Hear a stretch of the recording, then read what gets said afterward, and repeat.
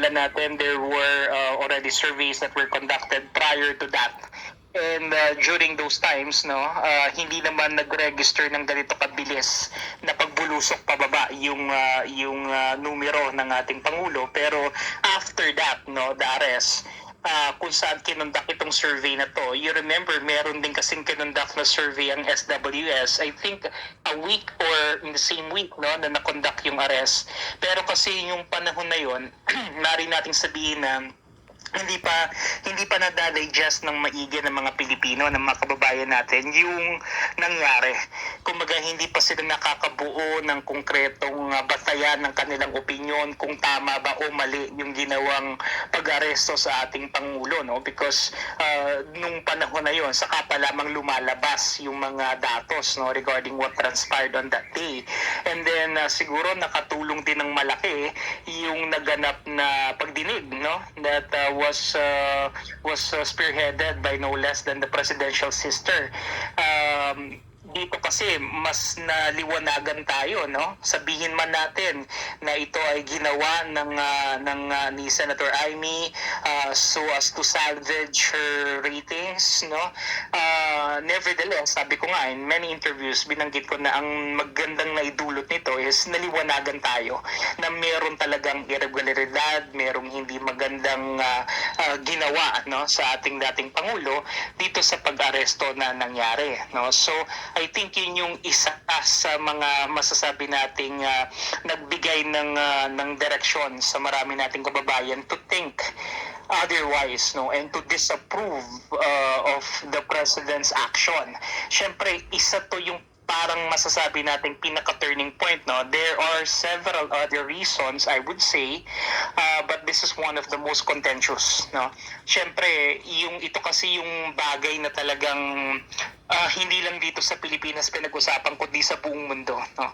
And syempre isasama pa rin naman natin dito yung mga pang-araw-araw na suliranin ng ating gobyerno, kagaya halimbawa ng inflation, rising unemployment, itong instability ng peso-dollar exchange, yung ating mga foreign investments na hindi talaga masyadong nagpipick up, no, over the past few months. So all of these things, I believe, no, could have contributed to the decline of the trust and approval rating.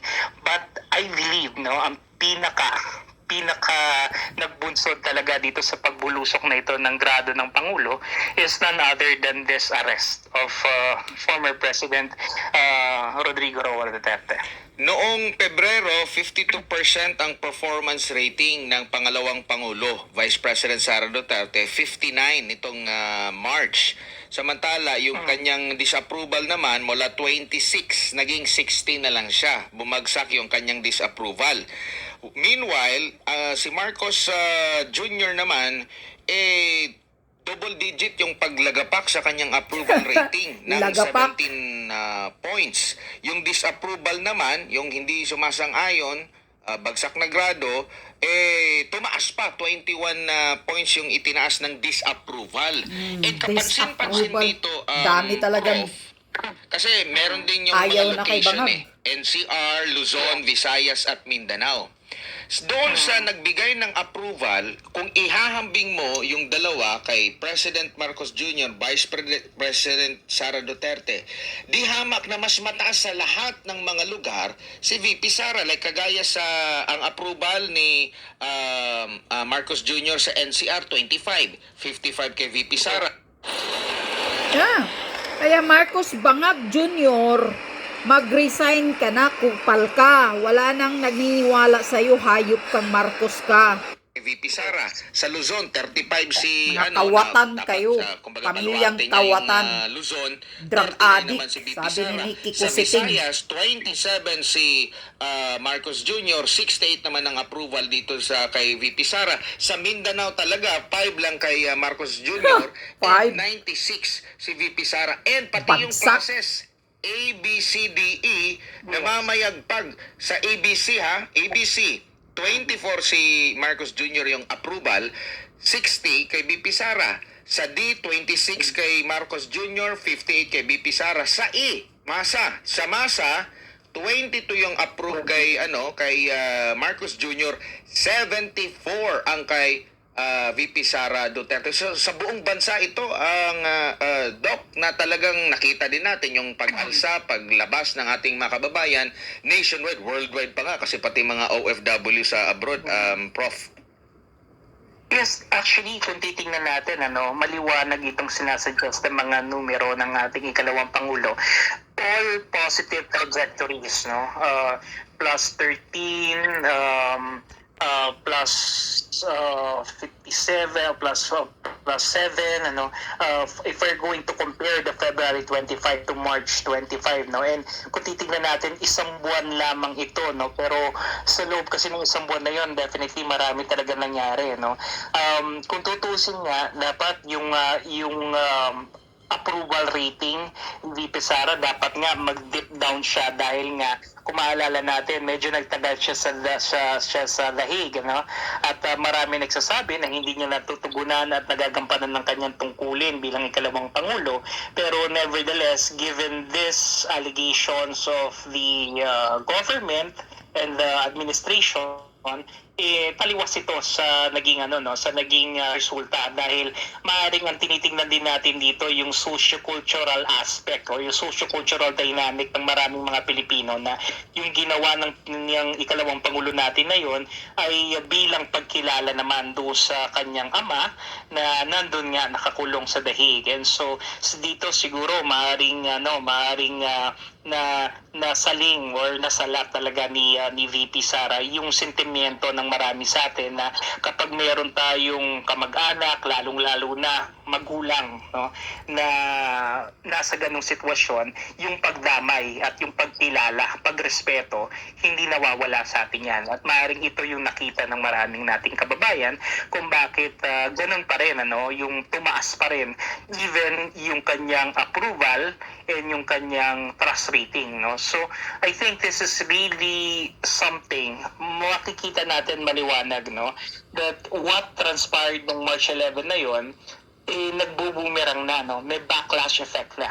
At maaaring naging solido din yung contribution dito ng mga supporters ng dating Pangulo dahil nga naging maingay talaga, sila sa social media lalong-lalo na, no, na ipakita yung mobilization on the ground, yung mobilization sa iba't ibang panig ng mundo.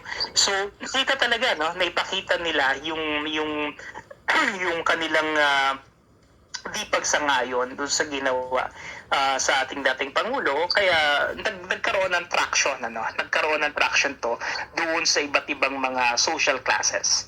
Tsaka maliban kay Marcos Jr., pati yung mga kalyad niya, yung Senate President, Speaker, ganun din, almost same yung trajectory, pababa yung approval, ang disapproval, pataas naman. Dito naman tayo sa trust rating o tiwala. Prof, si Marcos Jr., yung big trust, talagang tiwalang-tiwala, 25. Si Sara Duterte, Vice President, 61. Yung walang trust hanggang maliit lang yung trust. Kay Marcos Jr., 54. Kay VP Sara, 16. Almost same yung approval at yung tiwala, yung grado nila sa performance rating at yung trust rating, halos magkakapareho po, and kagaya dun sa una nating paghahambing, lahat ng classes A, B, C, D, E nakuha po ni Vice President Duterte ang tiwala. Ganon din sa mga lokasyon, maraming na mas naniniwala pa sa kanya sa NCR. Sara Duterte is the highest trust rating sa lahat ng mga official sa gobyerno. Maraming na mas naniniwala pa sa kanya sa NCR, Luzon, Visayas at lalo na sa Mindanao. Talagang bagsak doon ang si Marcos. Zero pa namin yan sa Mindanao. Digit din ang ibinaba sa trust rating ni Marcos Jr. Plus 8. Minus 17 si Marcos Jr., plus 8 itong si VP Sara. Always na ba yan sa mga survey, kung maganda yung grado, automatic naman yan na sumusunod yung Prof, no, yung trust rating? Ideally yes, pero may mga pagkakataon kasi na kung saan hindi talaga sumusunod, no? Lalong-lalo na kung meron talagang glaring na event na talagang masasabi natin na nakaapekto yung perception ng mga respondents natin doon sa talagang performance, no, or dun sa tinatawag nating function nung ating opisyal na nire-rate, ano. Halimbawa, kung meron talagang matibay na allegation laban sa kanya, no, medyo affected talaga yung yung parehong trust and approval rating. Minsan naman kasi mataas yung kanyang performance, yung approval rating niya, pero kung meron namang allegation halimbawa ng issue, especially concerning ethical or moral turpitude, po pwedeng bumaba yung trust. No? So, but in most cases talaga, ang ang trajectory is kapag talaga mataas ang approval, merong spillover talaga yan sa trust. Ibig sabihin yan kasi tiwala yung taong bayan na nagampanan mo ng maayos yung iyong tungkulin. Ano? And I think dito, so isa sa dahilan kung bakit talaga medyo mataas din naman yung trust. Kung titingnan natin, nung naaresto ang ating dating Pangulo, yung demeanor, yung demeanor. Okay, yon lang ipapakita ko sa inyo. Yung paglagapak ng trust rating ni Bangag Marcos Jr. Last February, medyo mababa na nga yung ratings ni Bangag Marcos Jr. presidenting inutil. Pero ngayon, sa survey ng March 23 to 29, mas lalong lumalagapak. Ay wala ka na talagang silbi, Marcos Jr. bilang presidente. Mag-resign ka na. Binibit-bit mo lang ang Pilipinas papunta sa kangkungan. Kaya nagkalitsi-litsi, marami na mga demonyong kriminal sa Pilipinas. At ang nabibiktima, kaming mga matitinong tao na sumusunod sa batas, kami ang nabibiktima. Kami ang natatakot sa sobrang kriminalidad na sa bansa. Pati mga investor, sino ba namang investor ang papasok sa Pilipinas kung ganyan ang bansa mo, araw-araw may patayan. Walang gunggong na investor na mag-suicide kung ang Pilipinas mo ay walang control sa kriminalidad. Yan ang tandaan mo, Marcos Jr. Tigilan nyo na yung panggigipit sa mga pro Duterte, yung pagpapakulong, pag-file ng kaso, mag-focus na kayo sa kakailanganin ng mga ordinaryong Pilipino. Number 1, yung pagkain. Lahat ng mga bilihin, mag-focus kayo dyan. Pababain nyo ang presyo. Hulihin nyo yung mga smuggler. Hulihin mo yung mga sindikatong smuggler dyan. Lalo na yung brother-in-law mo daw. Nakapatid ni Lisa Butod. Pati si Lisa Butod na asawa mo daw. Ay isa daw sindikato sa smuggler. Kasusyo. Yun ang pasabog ni Maharlika. According to Maharlika source. Yan, huhulihin nyo ang mga smugglers. Dahil yan ang nagpapahirap sa pangkabuhayan ng mga ordinaryong Pilipino at dyan lumalagapak na wala nang naniniwala sa'yo, Bangag Marcos Jr. Noon, 1 taon kang nasa Department of Agriculture, isa kang Secretary of Department of Agriculture, pero wala kang nagawa, hayop ka. Ina-appoint mo ang sarili mo bilang Secretary of Agriculture daw. Agriculture ka, hindi daw. Anong nagawa mo? Natutulungan mo ba ang mga magsasaka? Wala, 'di ba, Marcos Jr.? Anong ginagawa niyo? Ninakaw nyo lang ang mga pera doon na para sa mga magsasakang tulong. Ayon yan kay Maharlika. At gusto mo lang, pinapalakas mo lang daw yung mga smuggler, mga hoarder. Dahil may mga komisyon daw kayo dyan. Yan ang sabi ni Maharlika. Kaya wala ka talagang silbi, Marcos Jr. Tingnan mo yung trust rating mo. Imagine sa Pilipinas, sa Mindanao, 5% lang ang naniniwala sa'yo. Oh my gosh! Next month, gawin naming 0 yan, Marcos Jr. na 0 ka na talaga sa Mindanao. At kau, Romaldis, tambaloslos ka ng bansa. Putang ina ka, isa kang marami kang anomalya at marami kang involvement sa pagnanakaw sa pira ng bayan. Ayan, mayroon bang naniniwala sa iyo, Martin Romaldis? Tingnan mo yung ratings mo. 14. Ni hindi nga nag-increase. Kahit marami kang mga bayaran na mga trolls. According kay Maharlika, marami kang mga trolls na mga bayaran. Kahit nga si Banat Bay, sinasabi yan, na marami kang mga trolls na mga bayaran na para magdipinsa sa'yo. Anong nangyari? Wala pa rin naniniwala sa'yo, Martin Romaldis, tambaloslos. At ngayon, ang kalaban mo na si Nini, doon sa Tacloban na tumatakbong pagka-congressman, anong nangyari? Dinidisqualified ng COMELEC. Bakit? Mga taong bayan sa Tacloban, wag na kayong bumoto. Kung si Martin Romaldis lang naman ang kandidato dyan. Wag na kayong bumoto. Wag niyong iboto si Martin Romaldis. Alam niyo na ang ginagawa ng hayop na to. Iboto niyo si Nini. Kahit dinidisqualified siya ng COMELEC, iboto niyo. Wag niyong iboto tong hayop na to.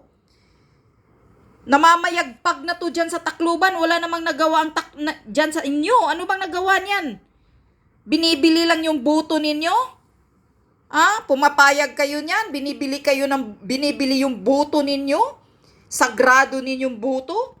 Tapos binuboto nyo na? Pero si Martin Romaldis nag-i-enjoy sa loob ng ilang taong ninanakaw yung pera ninyo? Wala ang ginagawang maayos dyan sa inyo Tacloban? Diyos ko po. Escudero, bumaba ka na. Pagka Senate President, wala kang kwintang hayop ka. Sana ipaalisin nyo na ito mga senador. Ikuditan nyo na ito si Escudero, to si Kilay. Wala namang kwinta to eh. Puro pagpapayapo itong kilay niya oh.